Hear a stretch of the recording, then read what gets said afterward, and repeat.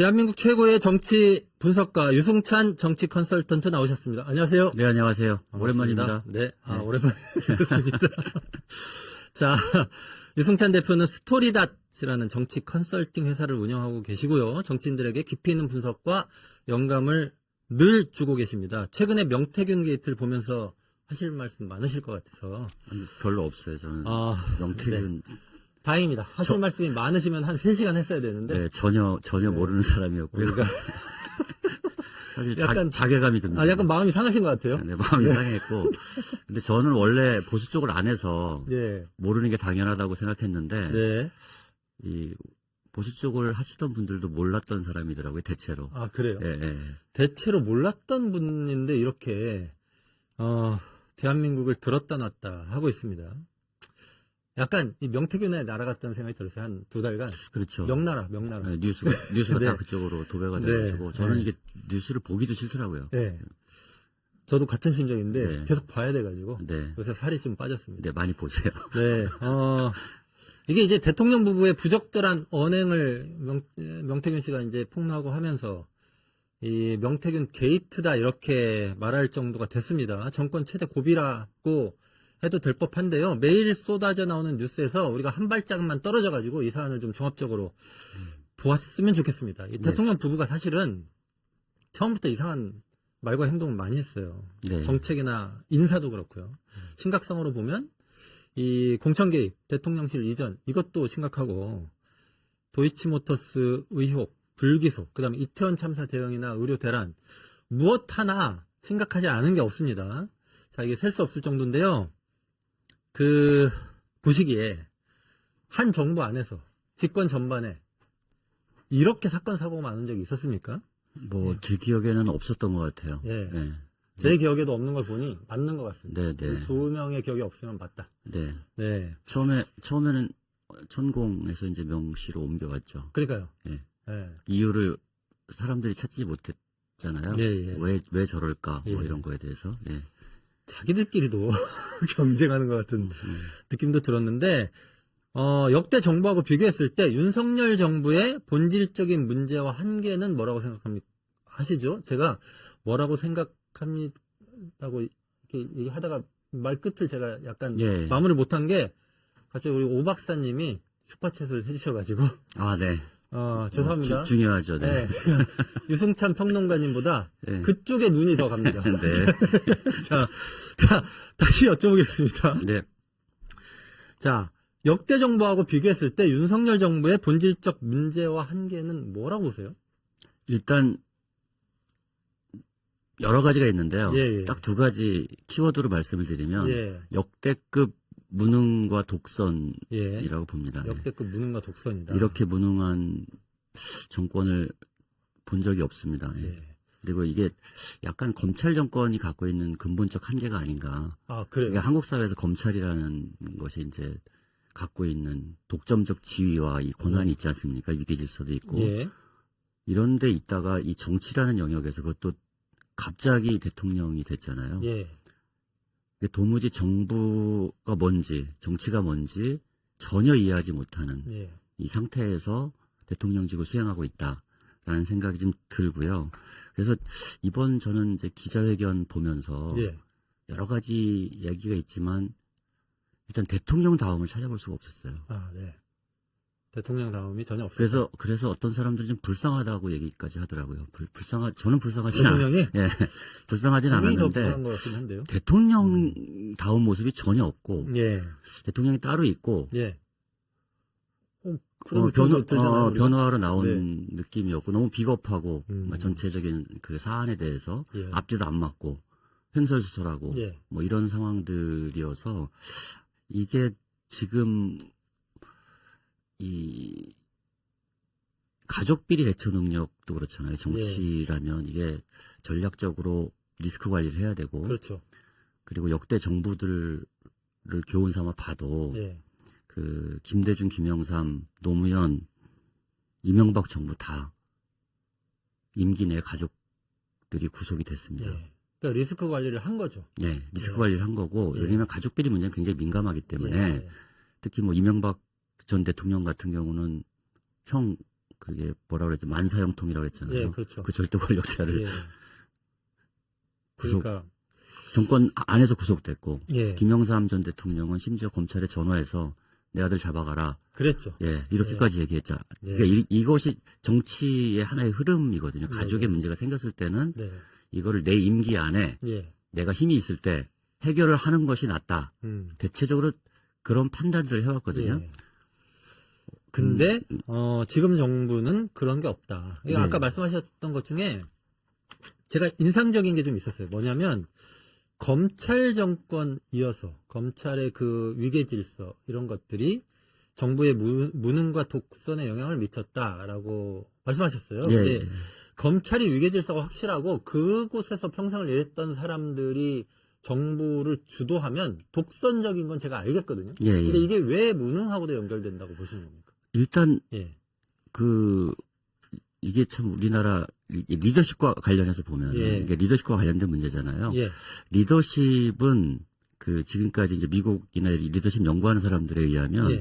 리더십은 이 고독과 굉장히 관련이 많습니다. 아, 그렇습니까? 네. 아, 근데 우리나라 지금 뭐 현대인들이 다 그렇지만 우리나라 같은 경우도 초등학교 때부터 대학교까지 다 입시, 취업까지 입시 예. 시키는 일만 해오잖아요. 예. 근데 이게 검찰로 가면 예. 이게 더 강화됩니다. 예. 그러니까 혼자서 생각할 수 있는 힘 그리고 타인을 생각할 수 있는 능력이 길러지지 않아요. 시키는 일만 계속 시키는 일만 하다 계속 해왔고, 예. 그리고 범죄자 잡는 일만 해왔기 때문에 검찰에 우리나라의 들어가서 정상교육을 이수하고 검찰이 되면 평생 시키는 일만 하겠네요. 우리가 생각할 때 정치라는 것은 사실은 본질적으로 포용적인 거거든요. 예. 그러기 위해서 정치가 존재하는 거잖아요. 예. 그러니까 이 약자를 보호하고 예. 생각이 다른 사람들을 포용하면서 나가는 게 정치의 본질인데 네. 이 정치 리더십을 함양할 기회를 단 한 번도 갖지 못했을 것이다. 네. 특히 검찰 출신들이 그런 것 같다. 왜냐하면 그래도 검찰을 끝내고 변호사 생활 좀 오래 하다가 예. 혹은 정치 경험이 많으면 예. 이것들이 좀 보완이 좀 되지 않습니까? 예. 근데 윤석열 대통령 같은 경우는 검찰총장에서 대통령으로 직행을 그렇죠. 했기 때문에 이런 정치적 리터러시 예. 이거를 배울 기회가 전혀 없지 않았을까. 예. 정치적 리터러시, 네. 정치 문해력이 전혀 없을 수밖에 없는 네. 그런 삶을 살아왔다. 그러니까 아까 막 앞에 열거하신 이 어마어마한 사건들에 대한 예. 대응이 예. 그냥 검찰식이잖아요. 예. 그렇죠. 그 항상 뭐 궁지에 몰리면 뭐 법률 갖다 들이대고 그렇죠. 그러니까 이게 전임 대통령들이 한 그 가족 비리와 관련된 리스크 관리하고는 예. 다른 방식으로 확실히 움직이고 있고 이것이 검찰 출신 대통령 혹은 그 세력의 한계이자 무능이다 이렇게 좀 정리할 수 있을 것 같은데 그리고 더 예. 저는 요즘에 이번 기자회견에서 더 크게 본 거는 이제 우리 이제 뭐 이쪽 진보 진영의 내로남불이 크게 문제가 되지 않았습니까? 사실 그렇죠. 윤석열 대통령이 된 이유도 그 내로남불의 어떤 예. 후폭풍이 좀 있었다고 좀 보는데 이분의 내로남불은 좀 역대급인 것 같아요. 네. 특검에 대해서 헌법 유린이자 정치 선동이라고 표현을 그러니까 한 대목은 예.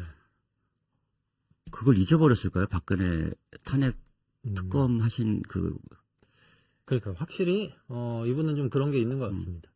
기억이 안 난다는 얘기도 하시고 그건 예전에 검찰 하면서 조사할 때 많이 들었던 얘기였을 것 같기도 한데 실제로 기억을 지웠을 수도 있습니다. 네. 아 그렇습니까? 네. 그렇게 보시는군요. 네. 네.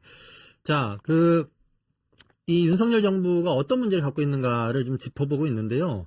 또 다른 측면에서는 이렇게 볼 수도 있을 것 같습니다. 대통령이 처음부터 국민의힘하고 함께할 생각이 없다라는 얘기를 했었고 당을 깨겠다는 발언도 한 것으로 알려져 있습니다. 그러니까 이 정당 시스템에 안 들어왔었잖아요, 처음에. 그러면서 정당 시스템하고 잘 안 어울리죠. 네, 안 어울리죠. 네. 그래서 통제되지 않는 게 있고 그러면서 이제 대통령 십상시 논란 이런 것도 있는 것 같아요. 요거는 어떻게 보십니까? 지금 진행된 상황을 보면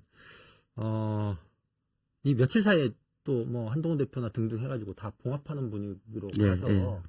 그 당은 저렇게 그냥 가겠다 싶긴 한데. 근데 이제 네. 그런 것 같아요. 그러니까 사실 민주주의라는 게 비효율을 제도화하는 하나의 시스템이기도 하잖아요. 네, 이게 굉장히 중요한 말이죠. 예. 근데 검사라는 건 그게 없잖아요. 예. 효율적이지 않잖아요. 그러니까 이 검사 출신 대통령이 볼 때 예. 정당은 예. 정말 본인이 볼 때 본인이 무능한데 사실은 정당이 더 무능하다고 생각할 거고 네, 네. 비효율적이라고 생각할 겁니다. 비효율적이라고 생각하는 거예요. 그러니까 말하자면 대통령이 그 얘기 하셨었어요. 그런 맥락은 아니지만 뭐 말들이 많더라. 그러니까 이게 비효율적인 거잖아요. 근데 민주주의는 그런 많은 말들 속에서 뭔가를 결정하고 해나가는 건데 그런 거에 대한 이해가 부족하다는 말씀 해주신 예, 여기 시청자분들한테 우리가 네. 계속 이제 대통령을 주어로 얘기하고 있지만 네. 사실 대통령이 주어가 맞는지도 사실 요즘엔 좀 의심스러워서 아, 그렇습니까? 뭐 얘기를 네. 그거 감안해서 네. 예, 들어주셨으면 좋겠고 네. 그러니까 이 국민의힘이 분당하거나 탈당할 가능성에 대한 요즘에 이제 질문들이 꽤 들어오는데 예. 그 현재로서는 그 가능성이 크진 않아 보여요. 예. 왜냐하면 탄핵 때 경험들을 보수 그렇죠. 진영들은 굉장히 뼈아프게 기억하고 있거든요. 예. 실제로 이 여당 대통령을 탄핵하고 나면 예. 우리가 모르는 그러니까 탄핵이라는 겉에 드러난 거 말고 그 이면에 예. 그 세력에 대한 엄청난 공격이 들어온답니다. 네. 여기에 대한 피해 의식들이 좀 있고 네. 이것들을 상쇄할 만큼 지금 뭐 전국이 형성되어 있는 것 같지 않고 두 가지가 있는데 하나는 법률적으로 예. 보면은 이 국정농단의 결정적인 증거가 나왔을 경우에 네. 이때는 뭐 2016년처럼 국민의힘 의원들도 움직일 수 있다고 봅니다. 저는. 그렇게 되겠죠? 예, 네. 결정적 증거가 있느냐 없느냐 하는 문제. 그래서 지금까지는 저는 스모킹건이 나오지 않았다고 보는데 뭐 물론 여러 가지 의혹과 혐의들은 그러니까 뭐가 많이 나오긴 했는데. 많이 나왔는데 네. 이게 결정적으로 이것이 그 법률과 헌법을 중대하게 위반했느냐 하는 그게 문제에 탄핵 대해서 사유잖아요. 그래서 법률적으로 네. 이런 사유가 등장했을 때는 움직일 거다. 예. 근데 그 이전엔 잘 안 움직일 거다 네. 하는 문제가 있고 또 하나는 이제 내년 봄이 되면 지방선거 국면으로 들어가거든요. 예, 그렇죠. 지방선거는 자신의 예, 그렇습니다. 문제잖아요. 예. 지지율이 10% 초반대 혹은 10%가 무너지는 상황이 오면은 예. 저는 뭐 그 이후의 사태는 장담할 수 없을 것이다. 그러면 근데, 또 움직일 겁니다. 근데 이런 물리적인 예. 두 가지 경우, 법률적이고 지지율은 정치적인 경우인데 예. 법률적이고 정치적인 굉장히 중대한 증거들 혹은 이 팩트들이 나오지 않는 한 지금은 먼저 움직이지 않으려고 할 거다. 지금 한동훈 대표도 갑자기 화해 모드로 전환했잖아요. 그러니까요. 네. 근데 이거는 사실 뭐 이제 여러 가지가 있을 텐데 한동훈 대표 입장에서 보면은 일단 여러 가지 설이 가능합니다. 일단 한동훈이 쫄보다. 네. 뭐 이런 얘기가 그렇죠. 지금 시중에는 많이 나오고 있죠. 있어요. 네. 역시 쫄보였구나. 뭐 이런 얘기도 있고 또 하나는 11월에 있는 예. 이재명 대표의 두 개의 선거 공판을 그렇죠. 지켜보자 이런 이제 관망 그 스탠스 이 두 네. 가지가 함께 작용해서 약간 화해 모드로 돌아선 것이 아닌가 그런 생각이 듭니다. 예. 제가 보기에는 한동훈 대표는 이번 교차로에서 직진을 하든 우회전을 하든 좌회전을 하든 했어야 되는데 유턴을 했어요. 그래서 유턴을 했죠. 예, 그래서 지금 근데 이제 한동훈 대표는 제가 근본적으로 한계가 있다고 보는 게 윤석열 대통령과 한동훈 대표의 운명적인 숙제가 하나 있어요. 뭡니까?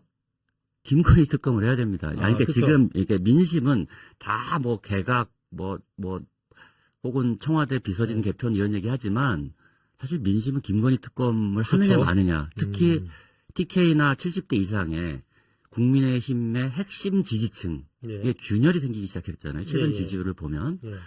이거는 굉장히 심각한 상황이에요. 이것이 물론 대중적 분노로 연결되고 있지는 않지만 그래서 대중들이 행동하고 있지는 않지만 그 바탕이 되고 있긴 하잖아요. 네, 그렇죠. 근데 김건희 여사의 사법 리스크, 김건희 여사의 리스크를 어떤 방식으로든지 해결하지 않고서는 이 강을 건널 수가 없어요. 맞아요. 둘 다 이게 운명 공동체인데 지금 윤석열 대통령, 한동훈 대표는 아니면 윤석열 대통령은 이제 해법이 분명히 나와 있는데 그걸 그것만 빼고 다른 건 하겠다고 했는데 그것도 잘 안 할 것 같지만 한동훈 대표 입장에서는 그게 안 된다고 판단이 되면 대척점에 서는 수밖에 없습니다. 아, 그래요? 예, 정치적으로는. 근데 지금 계속 애매한 태도를 보이고 있어서 한동훈 대표 리더십에도 굉장히 의문 구호가 계속 붙을 거다 이렇게 봅니다. 그러니까 이게 특검을 예를 들면 한동훈 대표가 뭐 내가 주장하는 제3자 특검이라서 하자 이렇게 가면은 모르겠는데 그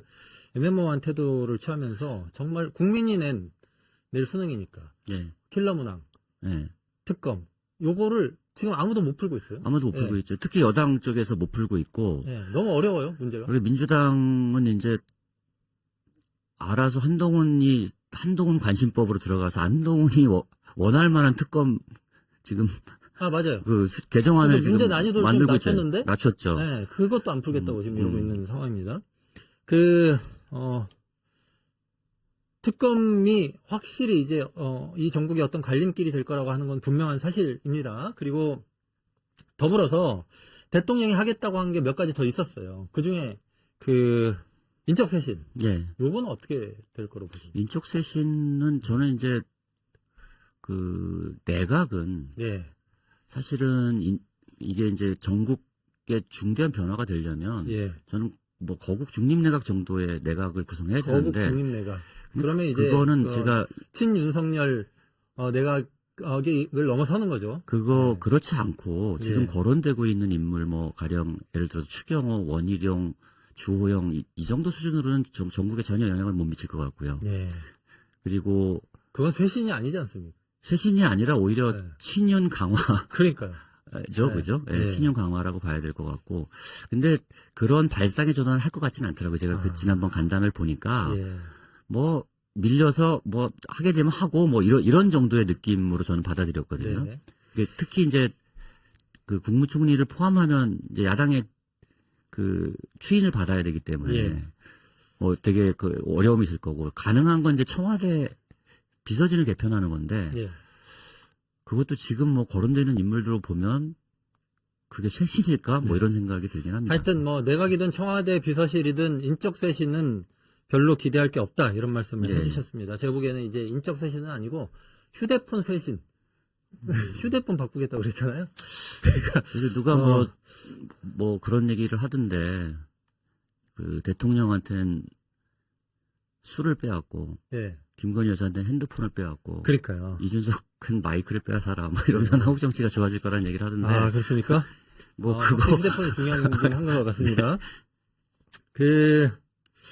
명태균 씨 얘기가 계속 나오잖아요. 뭐 이분 뉴스는 하루에도 뭐 몇 개씩 쏟아지는데 이 명태균 씨가 자주 연락했다고 하는 거물급 인물들을 보면 뭐 김종인, 이준석, 오세훈, 홍준표 뭐 많아요. 근데 이게 단순히 명태균 씨가 이 과시욕 때문에 없는 사실을 얘기하는 거는 아닌 것 같다는 느낌이 많이 들잖아요. 근데 저는 사실은 이 여권에도 선거든 뭐든 공인된 실력자들이 꽤 있을 거 아닙니까?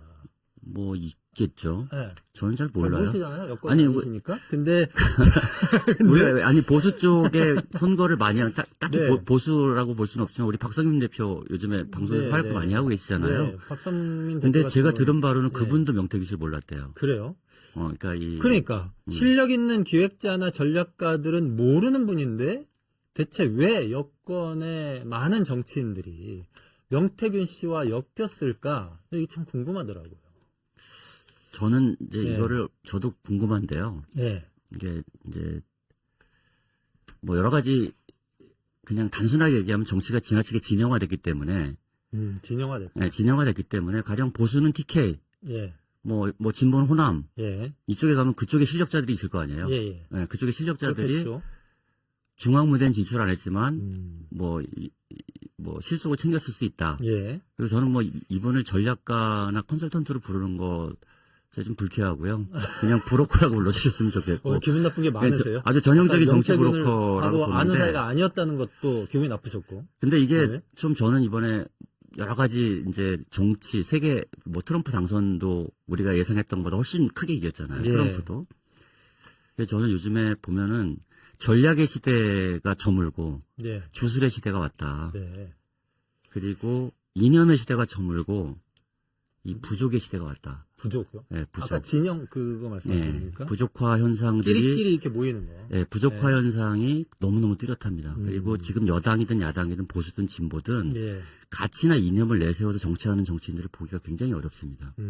그러니까 오히려 내 편이냐 네 편이냐를 나누지 이 가치나 이념을 중심으로 결집하는 어떤 정치적 현상들을 발견하기 굉장히 어려워요. 그러니까 어떤 식으로 우리 사회를 변화시킬 것인가 혹은 끌고 갈 것인가와 관련한 자기 생각을 중심으로 사람들이 모이는 게 아니라 그렇죠. 그냥 네 편, 내 편인 네, 거죠. 그래서 주술과 부족의 시대에는 이런 명태균 씨 같은 정치 브로커가 활개치기 되게 좋은 환경이 되죠. 예. 그렇겠네요. 왜냐하면 객관적으로 정세를 분석해서 전략 컨설팅을 해봐야 내가 너 독대시켜줄게. 뭐 이게 훨씬 빠르잖아요. 그러니까요. 그러니까 그런 방식. 그러니까 이게 지금 공천 구조나 이런 것들도 민주적인 방식으로 이루어지지 않고 예.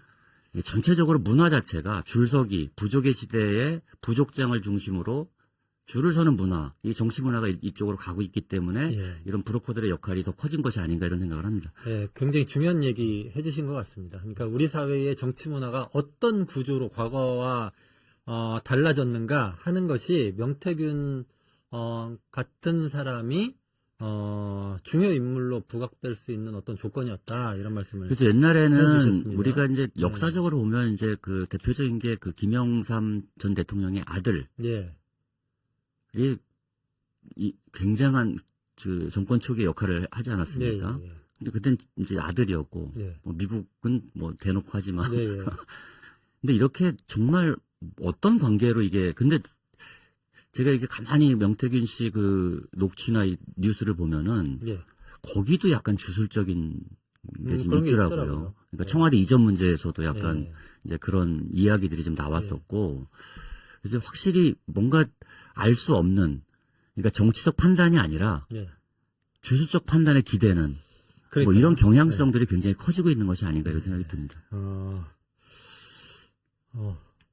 꿈꿨다고 막 네, 거기 네, 가지 마시라고 해가지고. 네 그런 것도 여러 안 있고. 가고. 근데 꿈은 이루어. 사실 명태균 씨 이전에도 그런 의혹들이 있지 않았습니까? 예. 그 의대 정원 숫자가 그러니까요. 어떻게 나왔는지 뭐 이런 한간의 이야기들이 굉장히 많았는데 예. 이게 계속 이어지고 있는 것 같아요. 네. 명태균 씨 때문에 새롭게 부각된, 저는 그전엔 몰랐는데, 네. 내가 이런 걸 몰랐네 했던 사실이 있어요. 뭐냐면, 여론조사가 조작될 수 있다는 것을 저는 알고는 있었습니다. 저도 이제 근데 이전에 당해서 이랬으니까. 근데, 뭐를 몰랐어요? 명태균 씨의 조작 기법, 아니 조작 기법은 요거는 저는 몰랐어요. 조작 기법은 근데 다양하지 않습니까? 근데 저는 그래요. 그러니까 여론조사 저는 선량해가지고 그거 잘 몰랐습니다. 저는 경선 여론조사를 법으로 금지시켜야 된다는 게 저는 오래전부터의 지론이거든요. 아, 그렇습니까? 이거는 사회과학도 아니고 아무것도 아니잖아요. 아. 오차범위 내에 네. 있는데 네. 오차범위 내에 있는데 누구는 공천을 받고 누구는 못 받잖아요. 예. 이게 맞습니까? 맞지 않죠. 예. 그러니까 우리가 지금 기억하고 있을지 몰라. 2012년, 19대 총선 때 이정희 의원 혹시 기억하세요? 서울 관악을에? 저는 기억합니다. 너무 오래된 일이긴 하지만 네. 우리 이정희 전 의원께 제가 죄송한데 이렇게 이런 불미스러운 일로 다시 호명을 해서 네. 그때 후보를 사퇴했어요. 네. 경선 여론조사 조작 의혹 때문에 후보를 사퇴했는데 그때 보면은 보통 이제 경선 여론조사를 ARS 반, 예. 전화 면접 반 이렇게 하거든요. 예. 그때 전화 면접 조사에서는 그때 김희철 그러니까 상대 단일화 대상이 그랬을 거예요. 예, 민주당. 예. 네. 이름이 맞나 아무튼. 아, 맞을 겁니다. 근데 김희철 그 전에 구청장도 전화 하셨잖아요. 면접 조사는 49대 50으로 김희철 1%를 이겼어요. 예. 근데 ARS 조사에서는 57대 42로 아, 이정희 후보가 이겨요. 그랬었나요? 그래서 이 문제가 굉장히 커진 거예요. 이게 예. 이 격차가 너무 커져가지고. 왜냐하면 ARS는 전화 대기조가 있어요. 전화 대기조. 왜냐면 보통 일반 네. 여론조사도 사람들이 응답을 안 하는데 네. 경선 여론조사는 응답률이 굉장히 떨어집니다. 그럼 누군가 전화기 붙어가지고 이걸 받으면 그게 여론에 반영이 그 돼요. 전화를 확실히 받으면 영향을 미치겠네요. 근데 이제 조작 기법이 이제 점점 진화하잖아요. 예. 그래서 이번에 지금 민주당의 정동영 의원도 지금 선거법 위반 혐의로 지금 검찰 피의자 조사를 받고 있거든요. 그래요? 그럼 네. 어떤 건지 아세요? 그거는? 모르겠습니다. 전화를 받아서 20대라고 해라, 속여라. 그렇게 하는 방식. 이게 네. 선관위에 의해서 고발이 돼가지고 피의자 조사를 받고 있어요. 그러니까 이게 뭐냐면 20대는 응답을 더 안 해요. 그러니까 20대를 채워야 되니까 예. 50대가 전화를 받아서 20대라고 하면 20대가 되는 거예요. 근데 이걸 가지고 공직 후보자를 뽑는다는 게 예. 저는 사실은 전 세계 우리나라밖에 없습니다. 여론조사로 경선 후보를 그걸 가지고 공직 후보자를 공천한다는 게. 이번에 그 박용진 의원도 그 정봉주 경선 때 문제 제기를 했었고. 네. 이게 잡음이 굉장히 많은데 확인할 방법이 없습니다, 지금. 그러니까 이것도 명태균 씨가 했던 여론조사 조작 기법도 문제지만 그걸 떠나서 이 실제로 이제 당내 이 공직 후보자 공천을 할 때 진행하는 이 조사가 특히 당원 여론조사나 아니면 그냥 시민 여론조사일 경우라도 이게 조작의 가능성이 워낙 많고 그 다음에 실제로 결과도 오차범위 이내일 경우가 많은데 그걸 가지고 공천의 결정적 참고 자료로 하는 것이 애시당초에 옳지 않다라고 하는 문제 제기를 저는 그래서 이 국민의힘이나 민주당한테 제안하겠는데 다음 선거 때 공천 과정에서 여론조사를 반영하지 않겠다고 선언을 하시는 정당이 국민의 지지를 더 많이 받을 가능성이 높습니다. 그렇습니다. 그러면 다른 방식의 국민 경선이나 여러 가지 방식들이 있어요. 지금은 뭐 병행하던 방식들이 있는데 저는 이제 후보 단일화 같은 아주 긴박한 상황, 시간이 없는 상황, 국민 경선을 운영하기 어려운 상황에서는 불가피하게 사용할 수 있지만 일반적으로 공직선거, 전국선거에서 정당이 다른 방식의 합리적인 공천 과정을 수행할 수 있는데 굳이 여론조사를 꼭 반영해야 된다는 것이 전 이해가 안 되고 이거 우리 선거 문화에서 좀 없어졌으면 좋겠습니다. 제가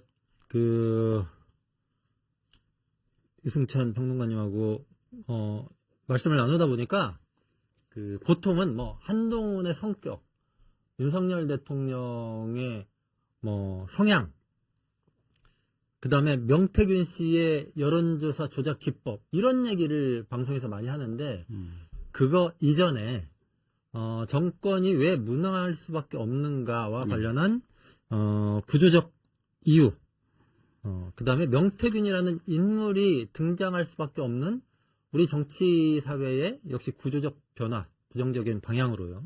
그 다음에 당내 여론조사가 기본적으로 갖고 있는 역시 구조적인 문제 이런 걸 좀 짚어주셔서 오늘 굉장히 깊은 내용을 다루고 있다. 한 가지는 더 좀 명태균 씨가 영향력을 행사하게 된 가장 결정적인 근거도 우리 강혜경 씨인가요? 여론조사 회사를 끼고 여기에 여론조사를 결과를 가지고서 영향력을 행사한 거잖아요. 이거는 정말 약간 범죄 같아요. 저는 여론조사를 이용한 이 범죄들이 좀 많이 일어날 개연성이 있다 지금. 어쨌든 이런 정치적 조건 하에서 말씀을 듣다 보니까 어느 정도는 필연적으로 나올 수밖에 없는 이런 사건들이다 하는 생각이 들기 시작했습니다. 자, 상황이 이렇다 보니 대통령 탄핵해야 된다. 탄핵. 아니면 그냥 물러나시라. 혹은 임기 단축 개헌하자 등등 여러 가지 이 문제를 근본적으로 해결하기 위한 대안들이 나오고 있습니다. 각각의 의미와 실현 가능성을 좀 짚어보겠는데요. 보시기에 탄핵이든 임기 단축 개헌이든 퇴진 혹은 하야든 가능할 걸 보십니까?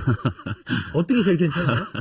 아니 이제 이걸 좀 나눠서 봐야 돼요. 하나하나 좀 살펴보죠. 이렇게 되는데 그러니까 퇴진이나 하야는 정치적 구호잖아요. 그렇죠. 그러니까 퇴진 하야를 주장하는 시민단체나 대학생들이나 지금 이제 대자보도 붙고 그 교수들의 시국선언도 나오고 이러고 있잖아요. 그러니까 이거는 자기가 안 하면 못 하는 거죠. 그러니까 이거는 그렇죠. 이거는 정치적 압력 수단이죠. 그리고 국민들 대중들을 행동에 나서게 하는 어떤 슬로건이라고 좀 봅니다. 그러니까 슬로건적인 의미를 갖고 있다. 기본적으로. 근데 지금 왜 대중들이 광장에 많이 안 나오잖아요. 2016년하고 비교했을 때. 그런 면이 있는 것 같습니다. 그러니까 지금 불이 확 붙을 줄 알았는데 그런 느낌은 조금 2010년하고 비교하면 상대적으로 좀 적은 것 같아요. 그러니까 국민 감정이 약간 차이가 좀 있는 것 같아요. 그러니까 2016년에는 그 태블릿 PC가 발견되면서 굉장히 국민들이 분노했거든요. 그러니까 분노가 쌓여야 행동으로 이게 옮겨지잖아요. 근데 지금은 약간 부끄럽다? 저런 대통령 부끄럽다. 대통령 부끄럽다. 그다음에 약간 경멸? 뭐 이런 수준에 있는 것 같아요. 이제 네. 국민 감정의 입장에서 네. 보면 여러 가지 요소가 있어요. 그때랑 다른. 근데 그때는 아까 말씀드렸던 그런 결정적인 증거가 있었고, 네. 그 다음에 이런 여야 지형이 지금처럼 픽스돼 있지 않았어요. 가령 예를 들면 네. 윤석열을 탄핵하면 이재명이 대통령이 될 거야. 아니 지금 이 종국이 너무 분명하게 형성돼 있단 말이에요. 네네네. 그러니까 중도층이 마음을 열기가 쉽지 않아요.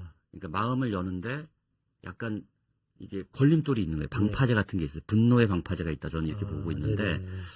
그래서 지금 이제 퇴진 하야 운동이 근데 이것도 이제 사실은 순식간에 변하니까 네. 제가 정치적 감정, 국민들의 정치적 감정을 보면 있잖아요. 네. 정치적 감정은 절대 단계적으로 움직이지 않습니다. 그렇죠. 순식간에 움직여요. 네. 순식간에 움직여서 이게 어떤 계기에 의해서 이 문제들이 폭발할지 이건 좀 더 지켜봐야 될 거다. 그래서 뭐 섣부르게 될 거다 안 될 거다 이렇게 예측하는 건 의미가 없는 것 같고요. 네. 대체로는 그래서 지금 상태로 분석하는 정치 분석가들이나 그 정치인들은 임기를 마칠 가능성이 높다 이렇게 보는 사람들이 많더라고요. 제 그렇습니까? 주변에는. 근데 저는 그렇게 보진 않아요. 예. 그 상당히 유동성이 크다. 지금 그리고 위기에 빠져 있다. 그리고 이 스모킹건이 어디서 나올 거냐 하는 예. 문제가 좀 있고, 그다음에 탄핵은 법률적인 문제잖아요. 그렇죠. 예. 그리고 사실은 윤석열 대통령이 스스로 물러나는 선의를 기대하는 것보다는 탄핵이 더 확률이 높겠죠. 네. 아니 그거는 그렇죠. 그럴 것 같아요. 근데 예. 탄핵은 한동훈 대표가 움직여야 가능합니다. 그렇죠. 근데 이거는 아까 얘기했듯이 분당 사태가 왔을 때 탄핵은 가능할 거라고 봅니다. 저는. 그렇겠죠. 근데 그것도 현재로서는 당장 기대하기는 당장 기대하기 좀 있습니다. 어렵죠. 아까 얘기했던 네. 두 가지 조건, 지지율이 10% 이하로 떨어지거나 강력한 물증이 나오거나 예. 뭐 이 두 가지 경우가 있어야 그 다음 프로세스가 진행이 될 수 있다. 예. 그다음에 임기 단축 개헌은요. 예. 이거는 오히려 분노의 동력을 와해시키는 대안일 수 있어요. 지금은 너무 되는군요. 빠르다. 예. 왜냐하면 임기 단축 개헌은 다 있어야 돼요. 그러니까 대통령이 그래 내가 임기를 2년 반납할게. 이 가능성 전 없어 보이고요. 예. 좀 약간 낭만적인 생각 같고요. 예. 개헌 논의는요. 2016년, 17년 박근혜 대통령 탄핵 당시에 예. 박근혜 대통령이 주장했어요. 개헌하자고. 그렇죠. 예. 기억하시죠? 예. 기억납니다. 분노를 희석하기 위해서 개헌 카드를 낸 겁니다. 네, 맞아요. 개헌 카드. 지금 시민사회에서 개헌 얘기하는 거는 개헌은 우리의 목표일 수 있어요. 저도 개헌하고 싶거든요. 예. 왜냐하면 지금 기후위기 시대, 바꿀 게 많으니까. AI 시대, 그다음에 네. 권력구조 지금 저는 윤석열 대통령 우리가 이야기하고 있지만 우리 여기 청취자분들 우리 모두 정치인들 있잖아요. 예. 그럼 누가 그 자리에 가면 이 제왕적 권력을 잘 행사할 수 있을지 한번 생각을 해보면 제가 여야의 대선 후보들 다 떠올려봤어요. 예. 그럼 누가 앉아있으면 이 나라를 정말 잘 끌고 갈 수 있을까? 이게 잘 안 떠오르잖아요. 그럼 제왕적 대통령제를 바꿔야 돼요. 개헌 필요하다고 봐요, 저도. 그때도 사실 그래서 제왕적 대통령제 바꾸자는 논의가 계속 있었죠. 근데 임기단축 개헌은 허들이 하나 더 생긴 거예요. 그냥 개헌도 어려운데 임기단축 개헌은 허들을 하나 더 만든 거란 말이에요. 그럼 임기단축 개헌이 가능한 유일한 순간이 언제냐? 언제입니까? 명명백백하게 내가 탄핵된다고 생각할 때죠. 네. 그때, 그런 의미라면 임기단축 개헌을 얘기할 그렇죠. 그때는 이제 우리가 대안으로 임기단축 개헌을 얘기할 수 있죠. 임기단축을 해서 개헌합시다. 그래서 최소한 권력구조라도 좀 바꿔봅시다. 예. 대통령제를 좀 대통령의 권한을 좀 분산시키는 국회와 나눠 갖는 예. 뭐 지금 거기에는 컨센서스가 좀 있는 것 같지 않습니까? 국민들 사이에도. 예. 그러니까 그렇죠. 그런 것이 나와야지 지금 당장 임기단축 개헌을 요구하는 것은 너무 아이디어란 좀 순진한 생각이다. 좀 이렇게 봅니다. 이게 저는 아까 여야 진영이 이렇게 2016년처럼 고정되어 있지 않고 이렇게 2016년처럼 유동적이지 않고 지금 고정돼 있다고 하는 것이 여러 가지를 한다고 보여요. 그러니까 그것 때문에 예를 들면 탄핵으로 쭉 끌고 갈 수가 없으니까 다른 중간 대안으로 이걸 주장하시는 분들이 임기단축 개헌을 얘기하는 측면도 있고, 근데 사실은 탄핵이든 임기단축 개헌이든 3분의 2가 넘는 표를 국회에서 받아야 그럼요. 되는데 그것도 이 양진영이 고정되어 있기 때문에 이제 참 쉽지 않고. 그때는 참 재밌었어요. 그때는 국민의당이라는 진짜 제3당이 있었잖아요. 예, 38석을 가진. 그렇죠. 제가 진짜 제3당이라고 얘기했던 거는 그 국민의당이 그 이후에는 많이 변질됐지만 그 당시에는 앙시앙 레짐을 깨자고 만든 정당이에요. 그 체제. 거대 양당. 새정치하지 않고 거대 그랬어요. 양당 체제 1등 아니면 2등 하는 이 시스템을 깨자고 얘기해서 만들어진 정당이 국민의당이었고 예. 근데 지금 조국혁신당은 그 일단 원내교섭단체도 안 된 예, 의석수가 상태지만 적죠. 그때처럼 앙시앙레짐을 깨자고 만든 정당이 아니라 반윤석열 정당이잖아요. 그래서 확장성이 떨어질 수밖에 없습니다. 그러니까 네. 중도층을 어떤 이런 탄핵이나 이쪽으로 행동으로 옮기게 할 중심 주체가 지금은 없는 상태다. 없다. 네. 이렇게 보시는 것이 2016년과 지금 상황을 네. 비교하는데 좀 적절하지 않을까 이렇게 생각합니다. 예, 말씀하셨던 걸 기준으로 해서 현재 상황을 보면 전체적으로 좀 정리가 되는 느낌입니다. 자, 시간이 이제 꽤 흘렀는데요. 야당 얘기 하신 김에 한두 가지만 좀 여쭤보고 끝내도록 하겠습니다. 이재명 대표가 15일 날 공직선거법 위반 사건. 저한테 또 물어볼 거죠. 어떻게 될 25일엔 유증개선 사건 1심 선고를 앞두고 있습니다. 결과는 제가 네. 모릅니다. 예. 예. 그 결과를 아시면 예. 굉장한 일이죠. 저는 내기는 했습니다. 네. 예. 저는 네. 80만 원을 걸었고요. 예.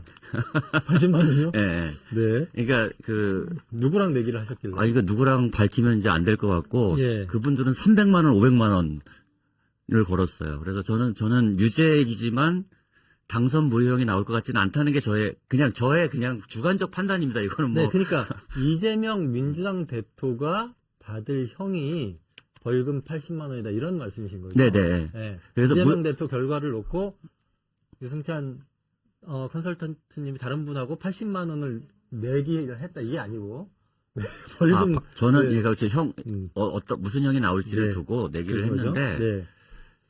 아무튼 저는 지금 생각도 그렇습니다. 의원직을 잃을 정도는 근데 제가 아니니까. 이 얘기를 했는데 공교롭게 윤상현 의원이 네. 저랑 똑같은 얘기를 했더라고요. 80만 원 이 80만 원이 공직선거법 관한 겁니까? 위증교사에 관한 겁니까? 공직선거법. 공직선거법. 15일은 공직선거법이잖아요. 15일은. 네, 그렇죠. 그 공직선거법이 두 가지가 지금 있잖아요. 하나는 그 김문기를 아느냐 모르느냐, 그다음에 국토부의 그 지침이 사실이냐 아니냐 이 문제잖아요. 예. 김문기를 아느냐 모르느냐는 저는 위법적 판단, 그러니까 법률 위반했다고 판단하기 좀 어려울 것 같아요. 저는 예. 뭐 아는 것과 모르는 것의 주관성이 너무 크기 때문에 제가 때문에. 뭐 언제 나중에 가서 저 전원 계획이제 몰라요. 뭐 네. 이렇게 얘기하면 이게 어. 어떻게 되는 거죠? 허위 사실인가요? 아무튼 그냥 전용계 기자가 기분이 나쁜 거죠. 기분이 나쁠 네. 수 있죠. 근데 국토부는 공문이 있는 문제니까 이거는 뭐 법률적으로 판단할 여지가 있다고 저는 보고 있고, 근데 이 정도 사안으로 이거는 민주당은 434억을 토해내야 되는 사안이고, 예. 그죠? 이거 굉장히 심각한 사안이잖아요. 네. 이 정도 사안일까 하는 생각은 듭니다. 저는. 네. 네. 15일 건은 그렇고요. 25일 건은 혹시 뭐 내기 안 하셨습니까? 그거는 내기를 할 수가 없는데 25일 건은 많은 사람들이 피선거권 제한을 받게 될 거라고 예측하는 분들이 더 많더라고요. 제 주변에는. 그러니까 물론 민주당은 전혀 다른 생각을 갖고 있고 정성호 의원은 다 무죄라고 이제 말씀하시지만 그건 뭐 그럴 수밖에 없다고 생각하고요. 예. 네네. 민주당이 뭐 말씀하셨던 대로 이재명 대표가 25일 날 피선거권을 제한받는 형을 선고받고 그 다음에 조국혁신당의 조국 대표도 뭐 11월이든 12월이든 대법원이었죠. 거긴 대법원이죠. 예. 그 확정 판결을 받게 되면 여야 관계는 어떻게 될 걸로? 저는 뭐 요거를 저희가 좀 마지막 질문을 하겠습니다. 조국 대표의 형은 전국에 큰 영향은 없을 것 같고요. 예. 예. 이제 이재명 대표 같은 경우는 이제 굉장히 영향이 있을 겁니다. 예. 그러니까 실제로 피선거권 제한을 받는다고 가정하면 이건 진짜 가정이죠. 그러니까 무죄가 나오면 이제는 거의 난공불락의 성이 될 것이다. 이렇게 봅니다, 저는. 예. 그러니까 대체할 만한 야당의 대선 후보를 찾기가 어려워질 것이다라고 보고, 그러니까 유죄가 나왔을 경우에는 그래도 뭐 민주당 내에서는 리더십에 큰 영향이 없을 거라고 보지만 저는 그렇게 보지 않습니다. 그 리더십을 결정하는 건 국회의원들이 아니에요. 아니 근데 1심 선고라 괜찮다 이렇게 아니 다들 얘기하잖아요. 그거는 근데 그거는 그게 영향을 미칠 것이다. 굉장히 큰 파장을 불러올 수 있습니다. 그러니까 특히 이제 그렇습니까? 지금 호남의 지지 이재명 대표라는 그 호남, 이게 민주당은 호남이 굉장히 전략적 지지 기반이잖아요. 그렇죠. 근데 호남의 지지 기반이 지난 당대표 선거도 그렇고 예. 이번 영광 보궐선거를 보면 예. 이게 강력하다고 볼 수가 없습니다. 예. 이번 영광 보궐선거에는 굉장히 공을 많이 들였습니다. 민주당 지도부. 보궐선거임에도 그런 걸로 알고 불구하고 있습니다. 예. 보궐선거인데다가 사실 텃밭인데 그렇게까지 공을 들였어야 될까? 그럼에도 불구하고 당 지지율보다 20% 정도 낮은 득표를 기록했단 말이에요. 예. 근데 이게 만약에 그런 유죄가 나왔을 경우에 이 민심은 네. 훨씬 앞장서서 빠르게 움직일 가능성도 있어요. 그래서 지금 이거를 속단하기는 좀 어렵지만 저는 굉장히 큰 사건이 될 수 있다고 봅니다. 예. 그 1심이어서 괜찮다 이런 의견이 있지만 사실은 이게 그 호남 등 핵심 지지층에서의 이탈과 연결될 수 있는 계기가 될 수 있다 이런 지적이셨습니다. 어쨌든 뭐 오늘 좀 그 유승찬 대표님하고 이 대한민국의 정치 구조를 좀 전반적으로 약간 현실에서 한 발 정도 위에서 좀 조망하는 느낌으로 좀 살펴봤습니다. 그러니까 이런 시각을 갖는 것이 왜 저 사람들은 저렇게 행동하느냐를 이해하는데 굉장히 도움될 때가 많다. 이렇게 생각되고 오늘 그래서 굉장히 저희한테 큰 도움이 되는 시간이었고 시청자 여러분들도 굉장히 재밌게 보셨을 거라고 생각합니다. 마지막으로 아까 정치 진영화 말씀해 주셨잖아요. 요거에 대해서 그렇게 가면 안 된다.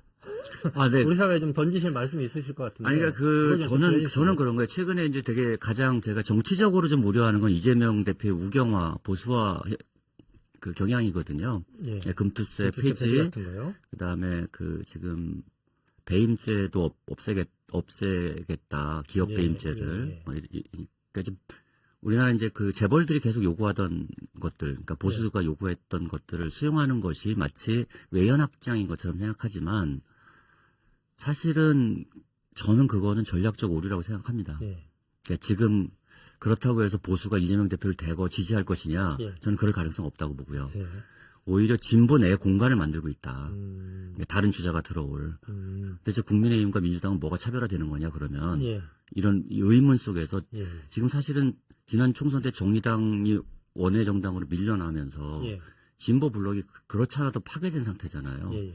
근데 민주당이 계속 오른쪽으로 가면 이 공간들이 텅 비게 되잖아요. 예. 이 텅 빈 공간에 다른 리더십이 들어올 수 있는 이제 그런 개연성을 만들고 있는 것이고 이재명 이재명 같은 게 시행돼야 된다고 생각하는 사람들이 지지할 사람이 없어지는 그렇죠. 거니까. 그 공간이 이재명 대표 말씀이시고요. 실제로 당내 반발도 굉장히 강력합니다. 지금 예. 드러나지 않고 있지만 그렇군요. 당내 반발이 이 금투세 폐지 이후에 당내 반발이 굉장히 강력하게 일고 있고 예.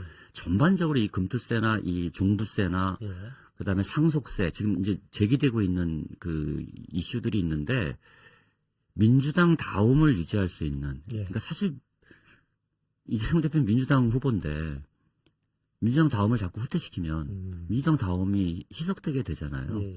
그럼 핵심 지지층이 균열을 생기게 되고 예. 여기 새로운 공간을 열어줄 가능성이 있습니다. 지금 당장 그렇다고 선거가 있는 것도 아닌데 그렇죠. 이거는 약간 어떤 불안에 대한 보험 같은 것이지 전략적인 것은 아니다. 저는 이렇게 봅니다. 예, 정치를 바라보는 구조적 시선이 뭔지 오늘 좀 많이 배울 수 있어서 매우 뜻깊은 시간이었다 말씀드립니다. 유승찬 대표님 오늘 좋은 말씀 감사드립니다. 고맙습니다. 네, 고맙습니다. 자, 강상구 시사콕은 오늘 여기까지인데요. 내일이 수능이어서 제가 우리 제작진한테도 말씀 안 드리고 특별한 클로징을 준비했습니다. 방금 제가 제작진 눈치 보는 거 보이셨죠? 적어왔는데 그냥 읽겠습니다. 약간 진지합니다. 제가 또 진지한 사람이니까요. 이 꽃그늘 아래서 내 일생이 다 지나갈 것 같다. 아이를 기다리는 5분간 아카시아 꽃 하얗게 흩날리는 그 그늘 아래서 나는 어느덧 나는 어느덧 머리 희끗한 노파가 되고 버스가 저 모퉁이를 돌아서 내 앞에 멈추면 6살 배기가 뛰어내려 안기는 게 아니라 훤칠한 청년 하나 내게로 걸어올 것만 같다. 나의 덕에 시 5분간의 일부입니다. 수능을 보는 아이를 둔 어른들은 그동안 아이들을 기다렸던 그 수많은 5분처럼 내일을 보내실 것 같습니다. 시험을 마치고 나오는 아이는 이제 훤칠한 청년이 되어 여러분 앞에 설 것입니다. 대학의 이름이나 사회적 지위 말고 자신의 이름 자체로 마땅히 존중받아야 할 그 청년을 내일 힘껏 안아주십시오. 강상구 시사콕 이것으로 마치겠습니다. 고맙습니다.